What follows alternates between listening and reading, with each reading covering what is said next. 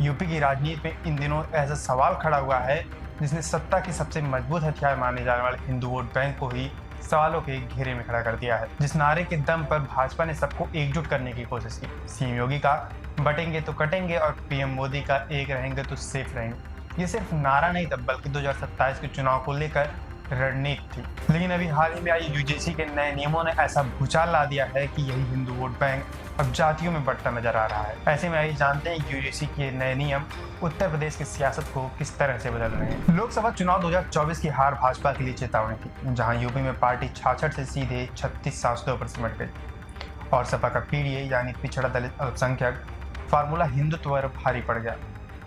उसी हार के बाद भाजपा और आरएसएस ने तय किया कि अब जाति नहीं, धर्म के नाम पर हिंदुओं को जोड़ना होगा। बांग्लादेश में हिंदुओं पर हमलों का मुद्दा उठा, योगी ने उसे देश प्रदेश से जोड़ा और संघ ने खुलकर समर्थन दिया।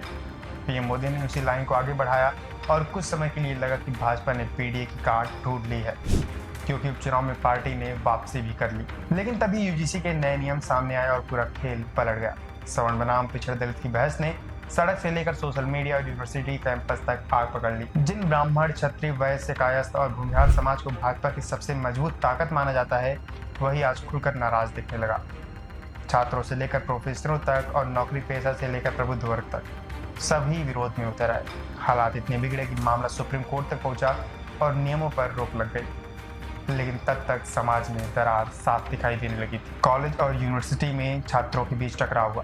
पीएचयू और इलाहाबाद यूनिवर्सिटी में मारपीट की तस्वीरें सामने आई और सोशल मीडिया पर दोनों पक्षों का गुस्सा फूट पड़ा। दलित और पिछड़े वर्ग के युवा ये मान रहे थे कि यह नियम उनके हक में था, ऐसे में से रोकना नहीं चाहिए था। वहीं सवर्णों का आरोप है कि यह फैसला बिना संवाद के थोपा गया और भाजपा ने अपने ही कोर वोटर्स को नजरअंदाज कर दिया। राजनीतिक जानकारों का मानना है कि यह पहली बार है कि जब किसी फैसले की वजह से भाजपा में इस्तीफों का दौर चला। यह पहली बार है जब पार्टी के फैसलों के खिलाफ कार्यकर्ताओं ने इस्तीफे दिए और उनके झंडे को घरों से उखाड़कर फेंक दिया। संघ के शताब्दी वर्ष में जब पूरे देश में हिंदू एकता का संदेश दिया जा रहा है, उसी वक्त यह बिखराव आरएसएस के लिए भी चिंता का कारण बन गया है।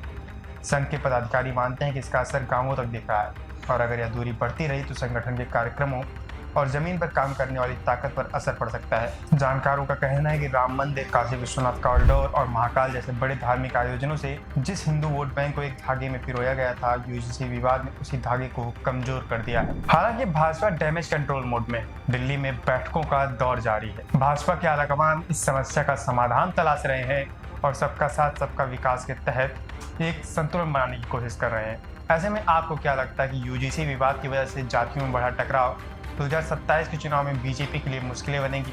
कमेंट करके जरूर बताइए और ऐसी तमाम छोटी बड़ी खबरों के लिए देखते रहिए यूपी न्यूज़।